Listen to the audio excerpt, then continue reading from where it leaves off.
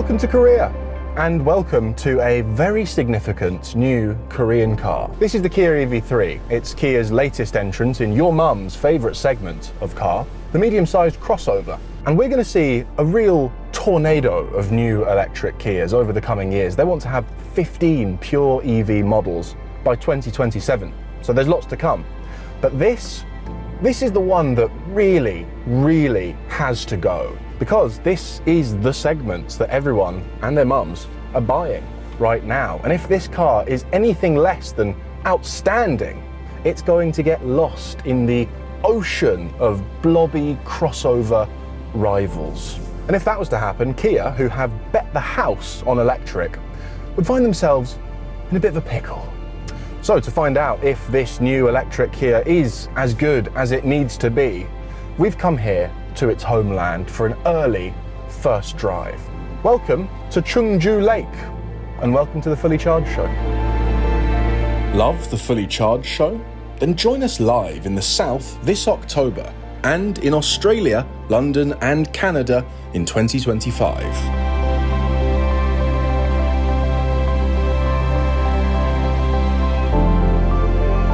And let's begin by doing a very speedy design walk around. We've already done it in the studio, but it's always easier to judge these cars when you see them out in the real world, surrounded by other cars, a little bit grubby like ours is now. Overall, big fan of the design. I think front on, maybe its weakest angle. It's just a little bit droopy nosed for me. It's a slightly frumpy shape, but I really love these DRLs, these two banks of headlights that look like little missiles that are going to fire at you, just like on the EV9, and it just gets better and better as you come round to the side. This is its best angle for me, that side-on silhouette. I am the world's biggest haters of plastic trim around wheel arches on crossovers. I think it's the worst thing in the world, but actually, when they're really big and chunky, a little bit better, I think. And I kind of like the way that they're squared off to match the squircle rims. Spec-wise, this car's a bit of a mongrel. It's got the body kit of the Air, which is the entry-level spec in the UK, but then it's got all the kit and the fancy wheels from a GT Line S. So it's a bit mixed up. Ignore that, that's not important right now. This is my favourite thing about the design of this car. None of that SUV, coupe, swoopy bottom, no rear headroom nonsense. It's a proper, blocky, chunky, squared off SUV. Good news for headroom, good news for boot space. I just like the shape of that back end as well. When you look at the tail lights, I always think this car looks like a Swiss roll that's had its end cut off. Do you know what I mean? It looks like if you just cut the car off here, it would be the same again. Do you know what I mean? That's the jet lag. That was jet lag just then. And same from the back, just a really fun design. I love these tail lights, reminiscent again of the big EV9. I don't think it's quite the design triumph of the EV9. I wish it was just a bit boxier, but a really smart looking car nonetheless. And then we've got a nice big old boot. This is not a massive car, B/C segment, if that means anything to you, but this is a 440 litre boot with a flat floor, really wide opening. That is dead practical, that is. I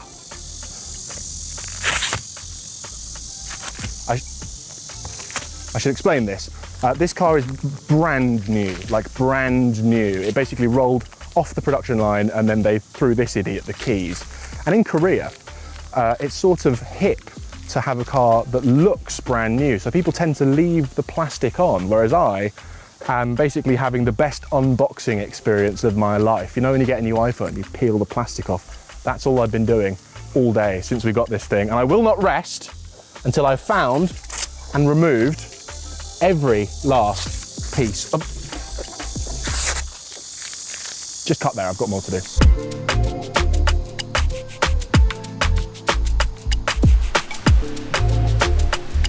A little context on our spectacular filming location today. This is Chungju Lake. It is flippin' massive, and it's also man-made, believe it or not. It's the byproduct of a hydroelectric dam which was constructed in the 1980s. Truly a remarkable feat of engineering. Although I can't imagine the 50,000 odd people who used to live in that area were especially thrilled by its construction. Must have been a slightly awkward town hall meeting, that. Good news, guys. Everyone's getting clean, green electricity going forward. Just one thing. Can you swim? Let's have a little chat about what this new EV3 is like to drive then. And the headlines are that there are no headlines. It is quietly excellent. I think really when it comes to these electric crossover family cars, when they're really, really good, you don't notice them at all.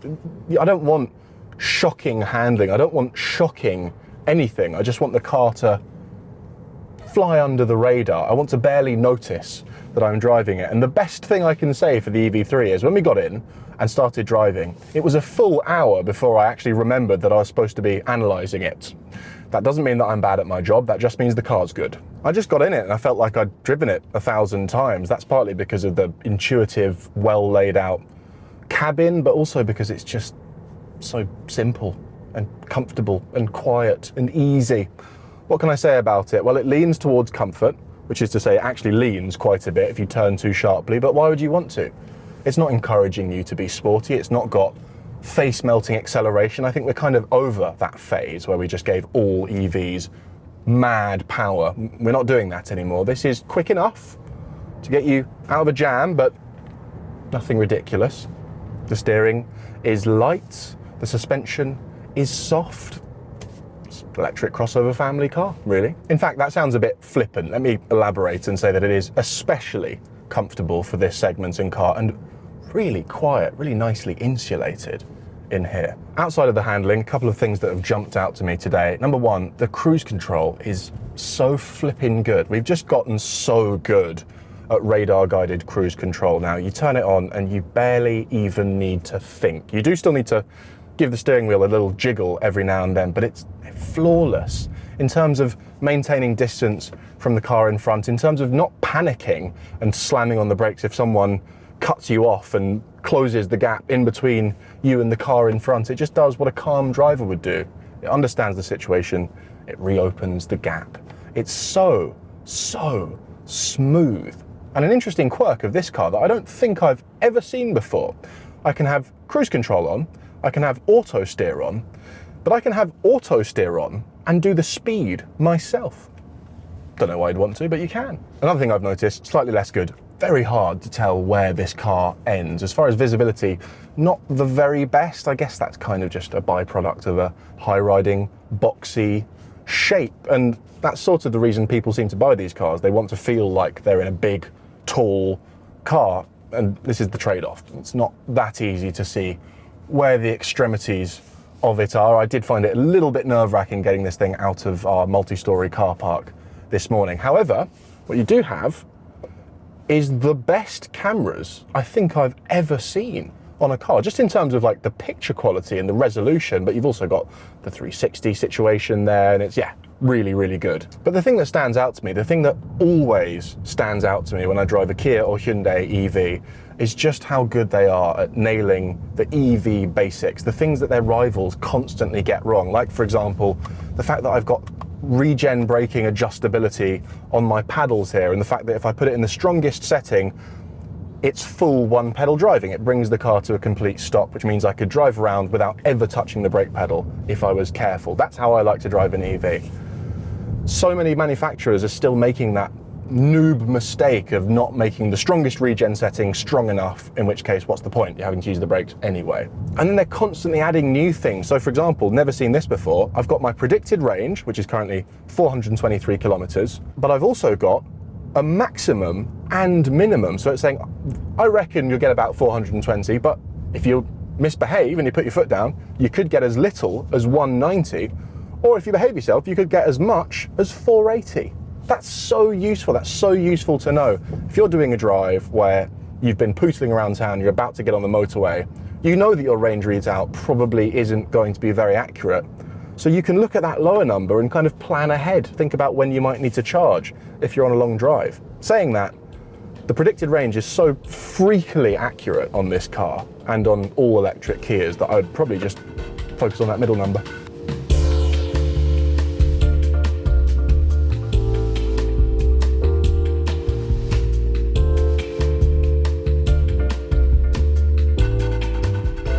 Just stopped for a little lunch.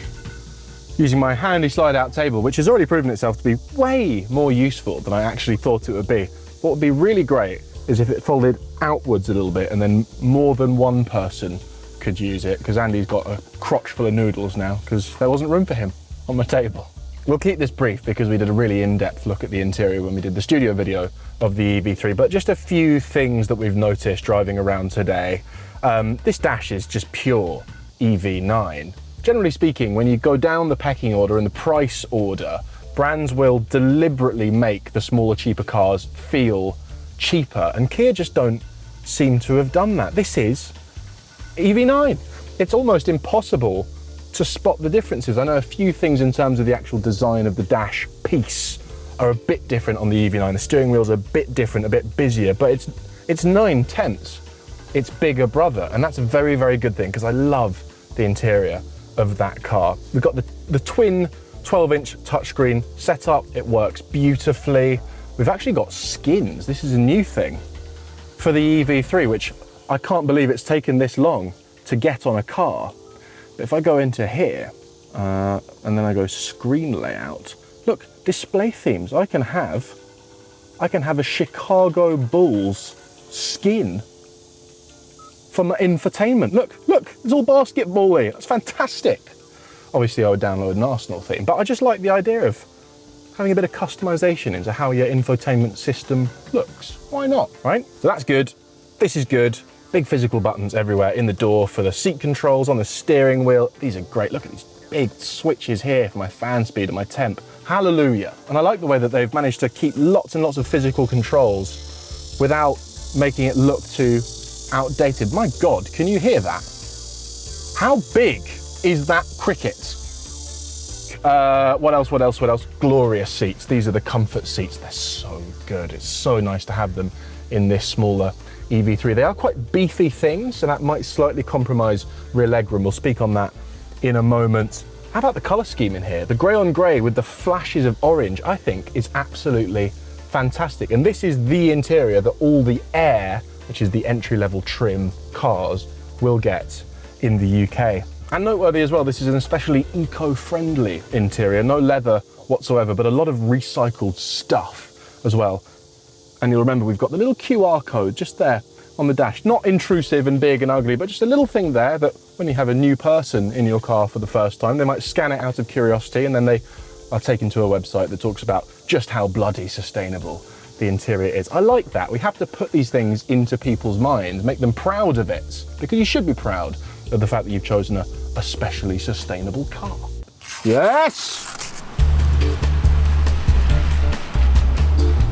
Now we absolutely have to talk about range and efficiency, because one of the most remarkable things about this car is the enormous claimed range. This big battery version is alleged to be capable of 600 kilometers, which is just over 370 miles. Is it true? Well, let's have a look. Our efficiency today, driving mostly on motorways, quite fast, with the air conditioning on very high, because despite the fact that it's grey and raining, it's a million degrees in Korea at the moment, has been, wait for it, drum roll, 6.3 kilometers per kilowatt hour, which I think is just shy of 3.9 miles to the kilowatt hour.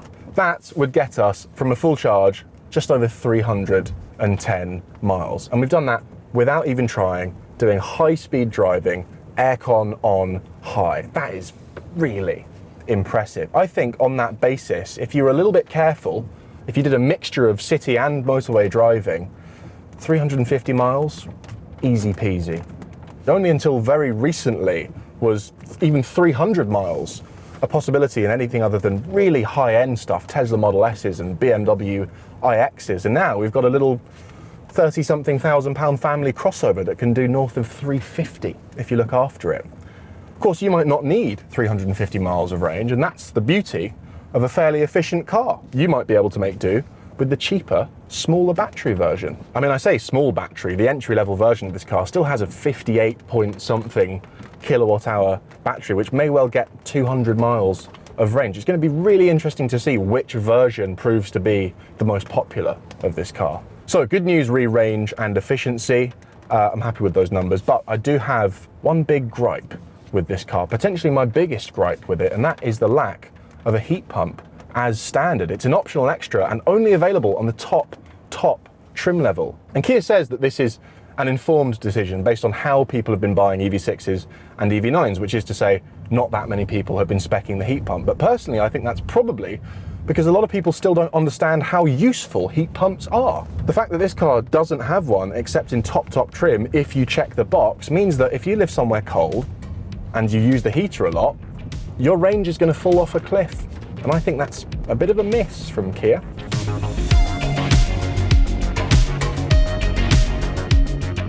Now, we thought we'd do something different and do the backseat jack test on the move this afternoon for a couple of reasons. Number one, we have a big drive to get back to Seoul in time to get the car home. Number two, Andy and Louis have promised to do violence to me if I make them get out the car and stand in the humidity again.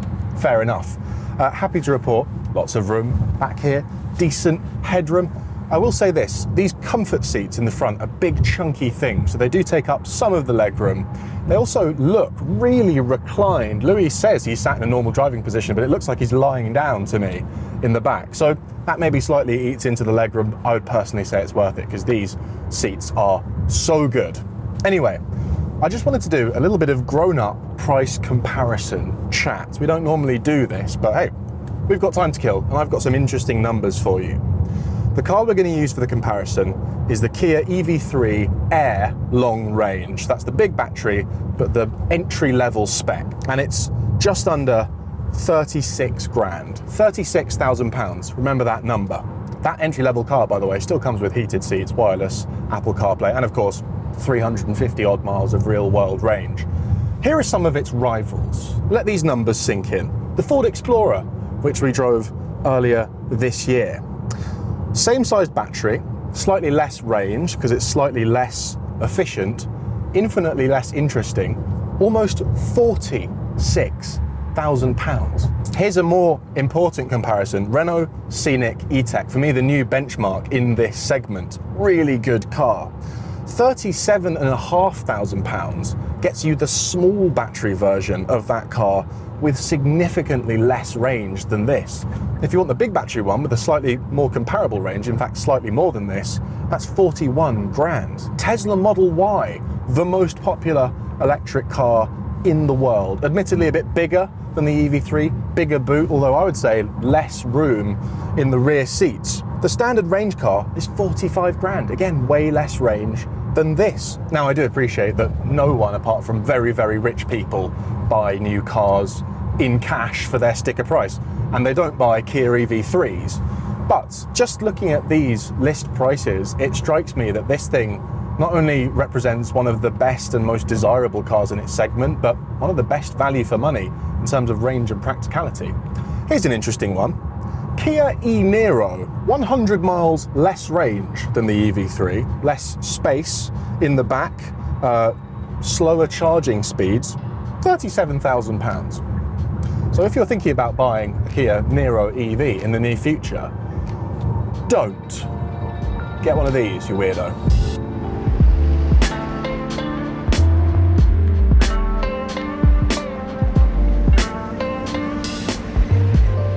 So then, Kia EV3, is it any good? Yeah, it's pretty good, as it turns out. Not surprising. We kind of figured it was likely to be because the EV6 is phenomenal, the EV9 is phenomenal, and this absolutely deserves its place in that lineup. But more to the point, I think it pretty much smashes everything else in its own segments. I'm not going to say it's comfortably number one. I would if it came with a heat pump as standard, but it's right up the top of the list in my book. And here's a fun fact to close out the video. When the original Kia e-Niro came out in 2018, it was the first 30-something thousand pound, 300-mile electric car. This, if I'm not mistaken, is now the first 30,000 pound, 350-mile electric car. And that tells you two things. Number one, Kia is just as serious about value for money and bang for buck as they've always been, despite the recent glow up. And number two, boy, what a glow up. Because the difference between this car and an original e-Niro as far as design and desirability just tells you everything you need to know about how far this brand has come in a very short space of time. So there we go, the EV3, Worth the trip, worth the sweat. I'm off to have an ice bath. Please make sure to like and subscribe, and if you have been, thanks for watching.